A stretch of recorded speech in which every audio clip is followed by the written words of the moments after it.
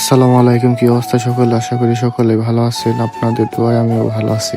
আজকের এই মনোমুগ্ধকর বিকেলে আমরা সবাই মিলে যাচ্ছি টাঙ্গাইলের ঐতিহ্যবাহী স্থান মনতলা। টাঙ্গাইলের যদি সৌন্দর্যময় কোনো স্থান থাকে তার মধ্যে মনতলা একটি। কারো যদি মন খারাপ থাকে তাহলে মনতলা গেলে নিশ্চিত মন ভালো হয়ে যাবে। মনতলা এমন একটি স্থান যেখানে গেলে সবারই মন ভালো হয়ে যায়। আমাদের বন্ধু বান্ধবের মধ্যে কারো যদি মন খারাপ হয়ে থাকে তাহলে আমরা মনতলা যাই এবং যাওয়ার সাথে সাথে সবারই মন ভালো হয়ে যায়। আমরা যেখানে থাকি এইখান থেকে মনতলা যাইতে আর কি জনপ্রতি 10 টাকা করে ভাড়া লাগে।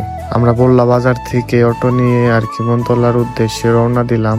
অটোর মধ্যে আমরা অনেক মজা করতে করতে যাচ্ছিলাম মনতলা।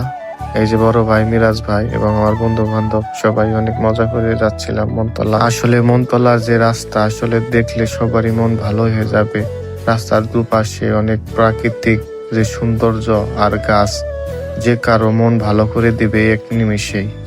আর যদি সময়টা হয় বর্ষাকাল তাহলে তো কোনো কথাই নাই। শহরের মধ্যেও গ্রামের পরিবেশ দেখার জন্য মনতলা একটি আদর্শ জায়গা। এখানে পুরো গ্রামের পরিবেশ দেখতে পারবে সবাই। আমার বন্ধু সুহাগ জাল দেখে আর থাকতে পারে নাই। কে যেন জাল রেখে গেছে আর ও জাল উঠিয়ে দেখেছে জালে মাছ আসছে। জালের মাছ আর ও কোনোভাবেই ধরতে পারতেছে না। অনেক চেষ্টা করার পরেও ব্যর্থ।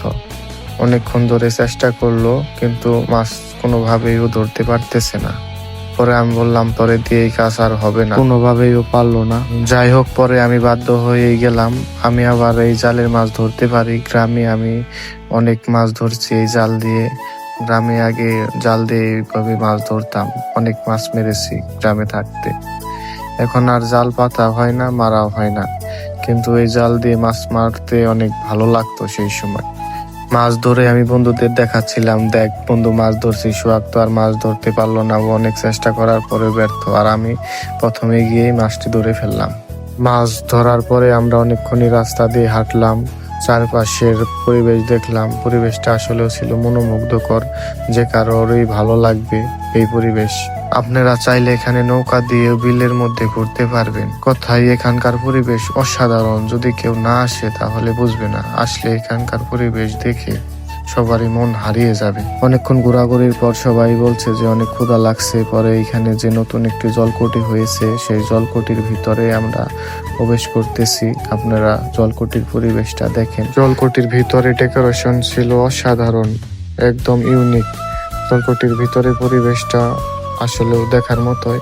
এখানকার ডেকোরেশন গুলো সবারই পছন্দ হয়ে যাবে আশা করি। আমরা সবাই মিলে ভাবতেছিলাম কোথায় বসা যায়, কিন্তু বসার কোনো জায়গা পাচ্ছিলাম না। পরে আর কি সবাই মিলে ছবি টবি তুললাম, যে জায়গা যদি খালি হয় তারপরে আমরা সবাই মিলে বসবো। আমরা অনেকক্ষণ ওয়েট করার পর আর কি বসার জায়গা পাই। তারপরে খাবার দাবার টেস্ট করি। এখানকার খাবার দাবার আমাদের সবারই অনেক ভালো লেগেছিল।